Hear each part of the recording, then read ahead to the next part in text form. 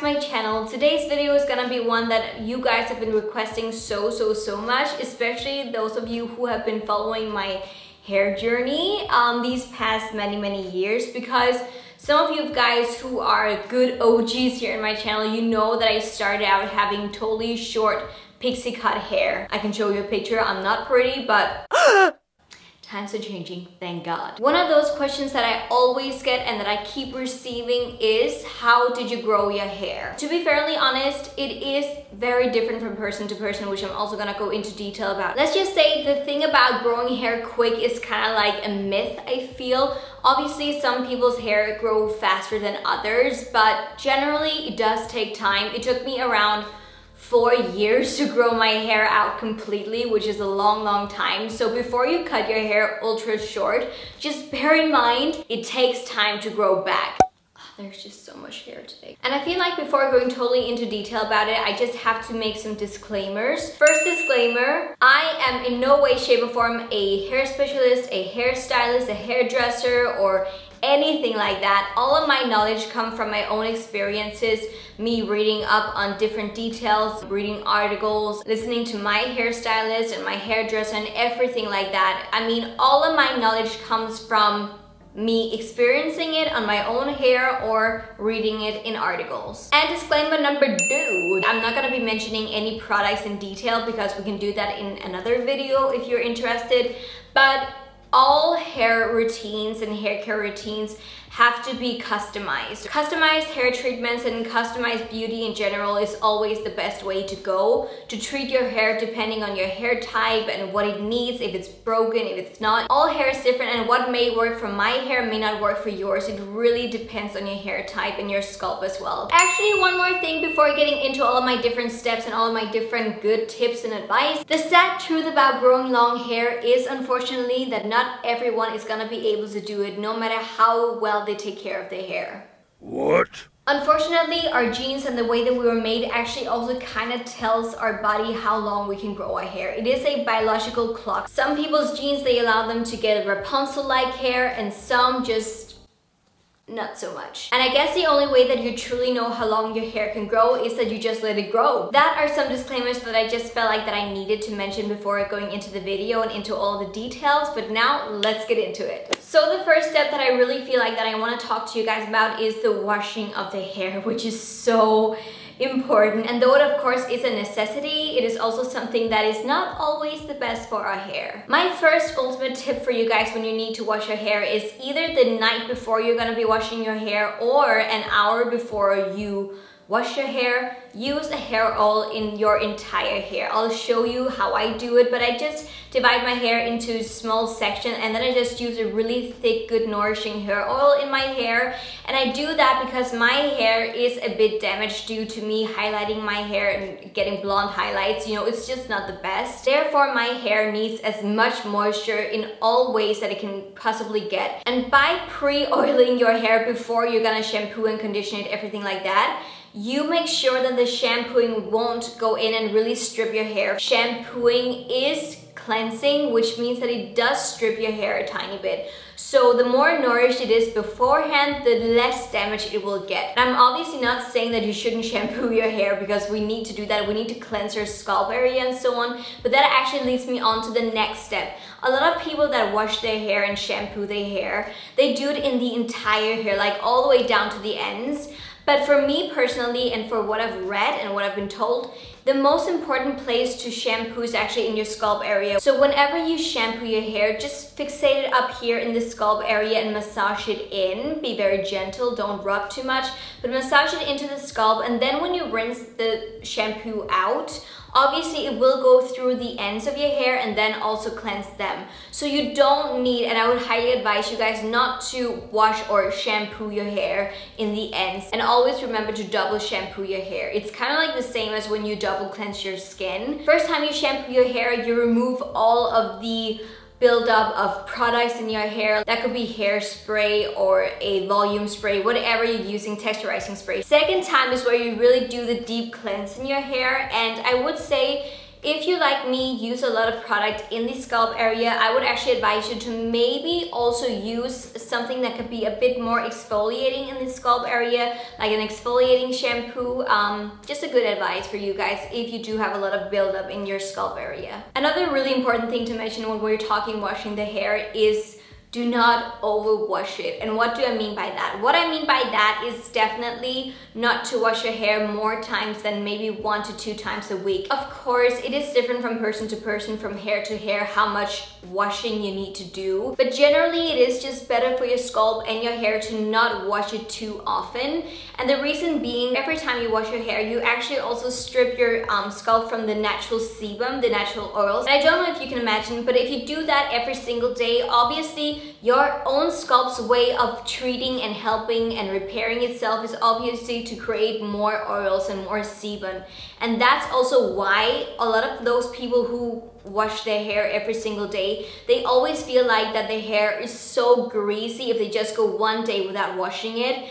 It is simply because your scalp is really trying to repair itself and rebuild itself and rebuild its own natural sebum production. So a really good idea would be to definitely try to train your hair to not have to get washed, and at some point your hair will get much more used to it and not get as greasy because it creates a more natural, normal level of sebum. And when you're washing your hair that once a week or twice a week, whenever you're washing your hair, I have a very strict routine. My first tip is actually prior to washing my hair. It is, as I said, an hour before you are going to wash it. Use a good hair oil in the entire hair. And then when I get into the shower, I double shampoo. I always use a hair mask because my hair is dry and a bit brittle. And then I condition at the end.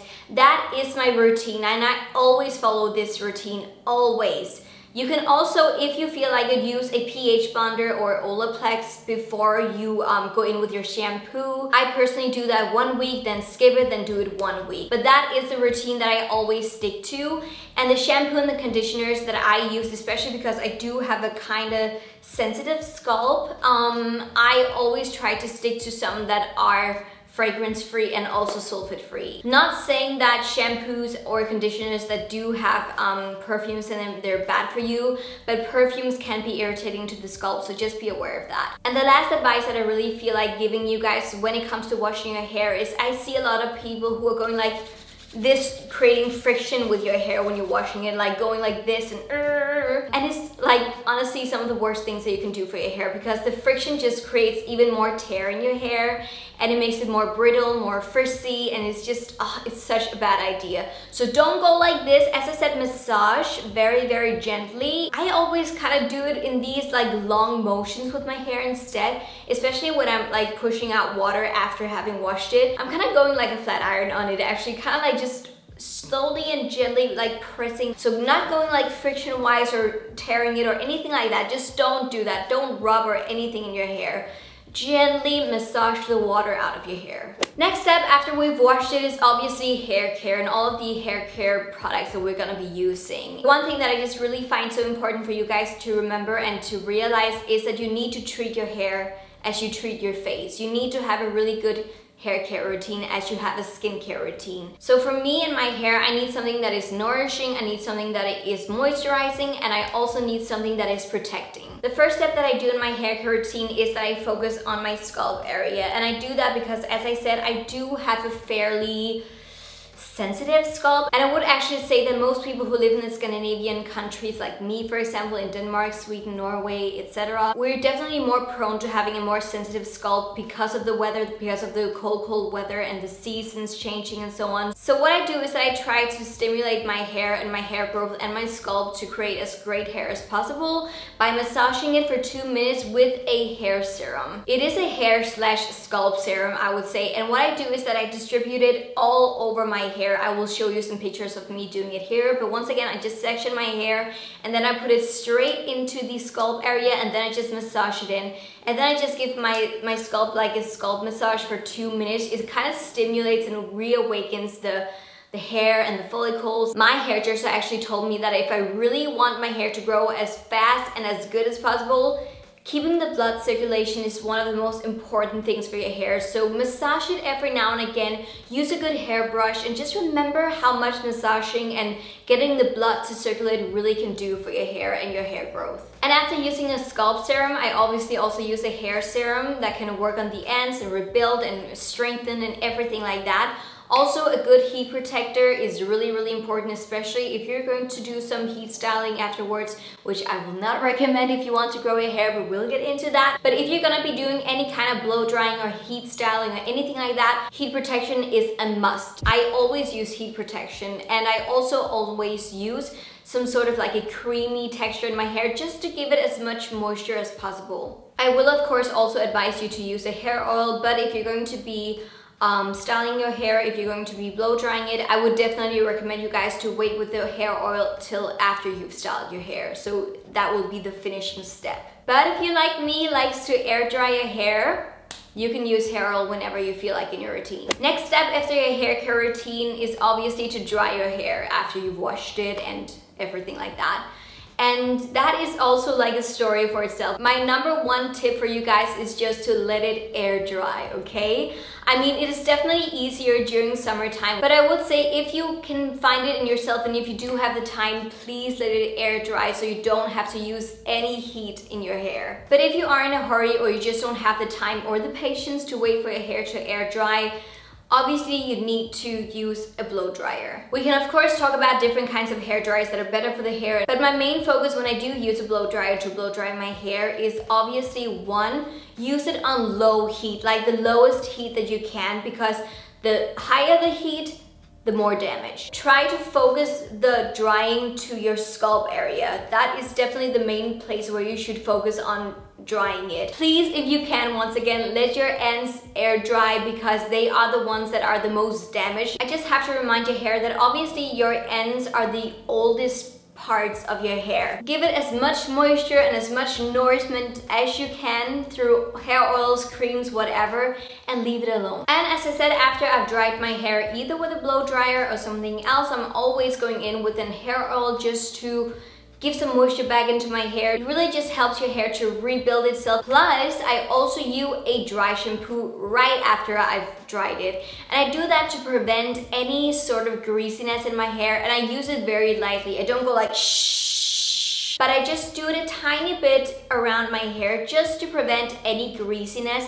That will also make it way easier for me to go longer in between washes. Moving on, the next thing I want us to discuss is protection of the hair. It is something that I don't feel like a lot of people, they really think about, but just as the sun is damaging to our skin, the sun is also damaging to our hair.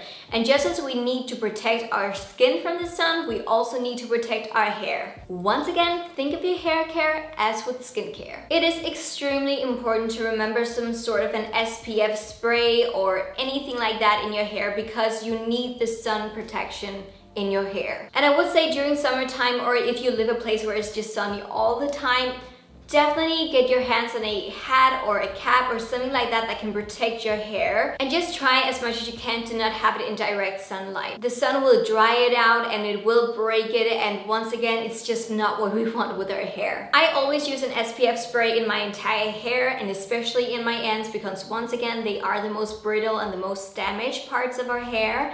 And I also use, if I don't have a cap around with me, I always use some sort of an SPF in my parting right here. I always have my parting right here in the middle. I've always had it like that. That's the way that I prefer my look to be.